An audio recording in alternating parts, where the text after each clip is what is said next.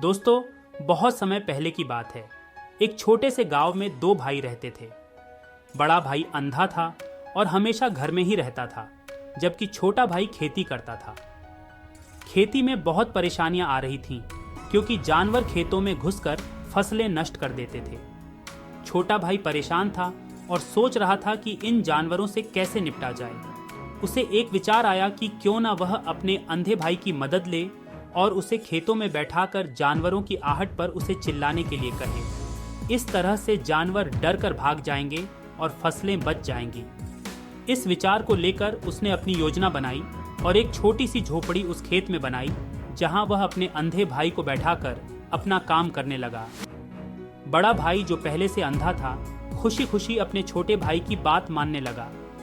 जब भी खेत में कोई जानवर आता और उसकी आहट उसे सुनाई देती, तो वह जोर से चिल्लाता, जिससे जानवर खेत से भाग जाते थे। इस तरह से खेतों की फसलें बचने लगीं और पैदावार बढ़ने लगा, जिससे दोनों भाई बहुत खुश थे।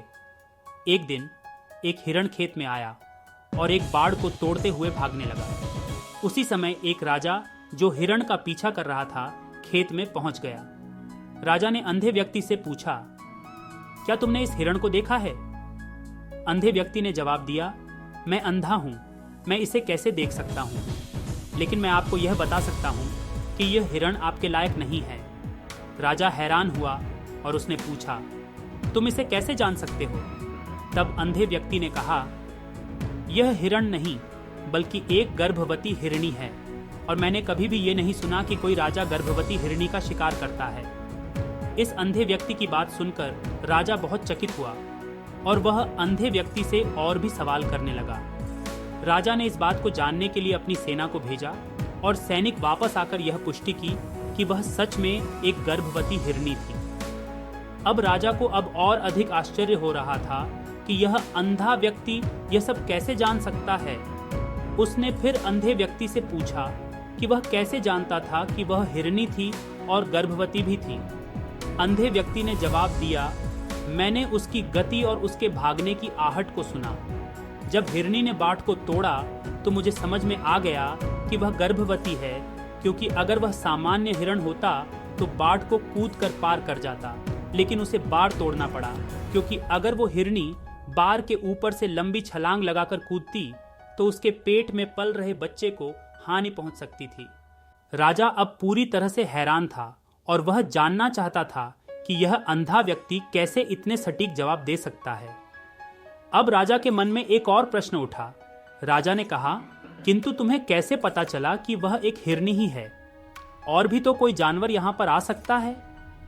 इस पर वह अंधा व्यक्ति कहता है कि हे राजन, मैं पूरा दिन सुबह से शाम तक यहीं पर बैठा रहता हूँ और मेरी सुनने की शक्ति बहुत तेज है। मैं यह भांप जाता हूँ कि कौन सा जानवर मेरे खेत में आया है, और इसके आधार पर मैं जोर जोर से चिल्लाता हूँ ताकि वो मेरे खेत से भाग जाए और मेरे खेत की फसलों को नुकसान न पहुंचाए। राजा उस अंधे आदमी का यह जवाब सुनकर पूरी तरह से संतुष्ट हो चुका था। वो मन ही मन यह सोच रहा था कि ये आदमी भले ही अंधा है, लेकिन ये तो बड़ा ज्ञानी मालूम पड़ता है। इस आदमी से कुछ ना कुछ तो काम निकलवाना ही चाहिए। यह विचार कर राजा वहां से वापस अपने महल की ओर लौट जाता है। राजमहल पहुंचने के कुछ दिनों बाद राजा उस अंधे व्यक्ति बुलवाता है और उससे कहता है, आप तो बड़े ज्ञानी व्यक्ति हैं, आपको किसी भी बात का पता बड़ी आसानी से चल जाता है। आज मैंने आपको यहाँ पर इसलिए बुलाया है क्योंकि मैं आपसे यह जानना चाहता हूँ कि मेरी पत्नी पतिव्रता है या नहीं। इस पर वो अंधा व्यक्ति कहता है, हे राजन, आपकी शादी को इतने साल बीत चुके हैं, इतना खुशहाल घर परिवार है, और अब आप यह बात क्यों जानना चाहते हैं? आपके मन में ऐसे प्रश्न क्यों उठ रहे हैं?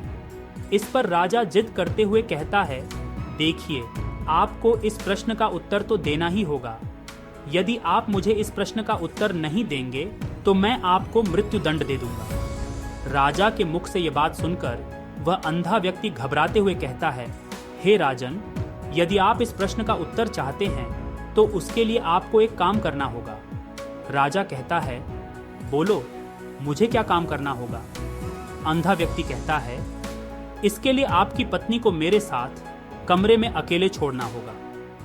उसे अंधे व्यक्ति की यह बात सुनकर राजा पहले तो क्रोधित हो जाता है, लेकिन फिर कुछ सोच विचार करने के बाद वह उस व्यक्ति की बात मान लेता है और अपने सेनापति को आदेश देता है कि वह इस व्यक्ति को मेरी पत्नी के साथ एक कमरे में कुछ देर के लिए अकेला छोड़ दे। सेनापति बिल्कुल वैसा ही करता है। अब राजा की पत्नी और वह अंधा आदमी एक कमरे में बंद हो चुके होते हैं। तभी वो अंधा आदमी राजा की पत्नी से कहता है, मुझे आपको छूना है। इस बात पर रानी अत्यधिक क्रोधित हो जाती है और उस अंधे आदमी को वो पकड़ पकड़ कर पीटने लगती है, कभी हाथों से तो कभी लातों से तो कभी पटक पटक कर। वह अंधा आदमी किसी तरह से अपनी जान बचाकर वहां से भाग निकलता है और राजा के पास पहुंचता है और वह राजा से कहता है, हे राजन, आपकी पत्नी पतिव्रता नहीं है।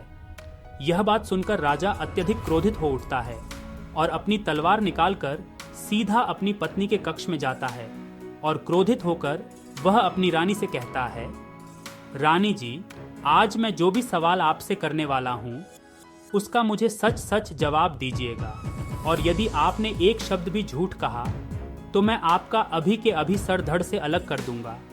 फिर वह राजा कहता है, मुझे बताइए, क्या आप पतिव्रता हैं या नहीं?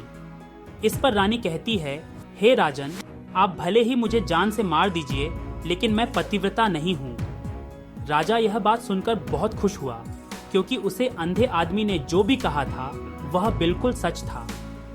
यह बात सुनकर तुरंत ही राजा उस आदमी के पास पहुंचता है और आकर उसे अंधे आदमी से कहता है कि तुम्हें कैसे पता चला कि मेरी पत्नी पतिव्रता नहीं है? इस पर वह अंधा आदमी कहता है, हे राजन, बड़ी सीधी सी बात है। मैंने तो आपकी पत्नी से बस इतना ही कहा था कि मुझे आपको छूना है, और इस बात पर वह इतना क्रोधित हो उठी कि उन्होंने गुस्से में आकर मुझे लात गुस्से से मारना शुरू कर दिया। भला कोई पतिव्रता औरत किसी और मर्द को कैसे छू सकती है? लेकिन उन्होंने तो ना आव देखा ना ताव, बस लात घूंसे मुझ पे बरसाने शुरू कर दिए। वह भी तो एक छूना ही हुआ, और एक पतिव्रता स्त्री कभी भी पराये मर्द को नहीं छूती। जब मैंने उन्हें कहा कि मैं उन्हें छूना चाहता हूँ तो वह उस वक्त मुझे मना कर सकती थी, लेकिन उन्होंने तो मुझे पीटना ही शुरू कर दिया, और देखते ही देखते उन्होंने मेरे पूरे शरीर को छू लिया। अब आप ही बताइए, ऐसी स्त्री भला पतिव्रता कैसे हो सकती है? दोस्तों, अंत में अंधे व्यक्ति ने राजा को यह समझाया कि वह किसी के मन की बात कैसे जान सकता है। अंधे व्यक्ति ने राजा से कहा कि वह दूसरों की आंखों, चेहरे और शरीर की भाषा को समझ सकता है और इन चीजों से यह जान सकता है कि सामने वाला व्यक्ति क्या सोच रहा है और क्या महसूस कर रहा है। अंधे व्यक्ति ने राजा को बताया कि अगर हमें किसी के मन की बात जाननी है तो सबसे पहले हमें अपनी मानसिक स्थिति को शांत और एकाग्र करना होगा। हमें अतीत या भविष्य के बारे में नहीं सोचना चाहिए, बल्कि वर्तमान में ही ध्यान केंद्रित करना चाहिए। फिर हमें सामने वाले की आंखों, चेहरे और शरीर की भाषा पर ध्यान देना चाहिए। अंधे व्यक्ति ने राजा को 3 प्रमुख तरीके बताए।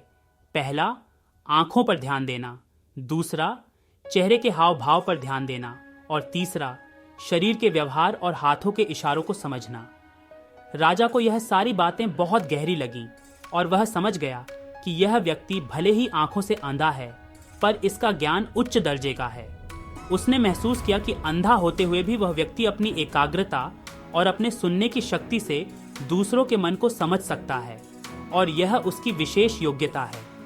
राजा उसकी बुद्धिमानी से बहुत खुश होता है, और फिर राजा उस अंधे व्यक्ति को अपने राजमहल में उच्च पद पर नियुक्त कर लेता है। दोस्तों, यह कहानी हमें यह सिखाती है कि किसी भी व्यक्ति की अपनी एक विशेष क्षमता होती है और हमें उसे पहचानने और उस क्षमता को निखारने की आवश्यकता है। हमें यह समझना चाहिए कि अगर किसी के पास किसी विशेष गुण की कमी हो तो भी वह अन्य गुणों में विशेषज्ञ हो सकता है। इसलिए इंसान को हमेशा उसके पास क्या नहीं है इस पर फोकस करने के बजाय उसके पास जो है उसका सही और बेहतर उपयोग कैसे करना है इस पर फोकस करना चाहिए।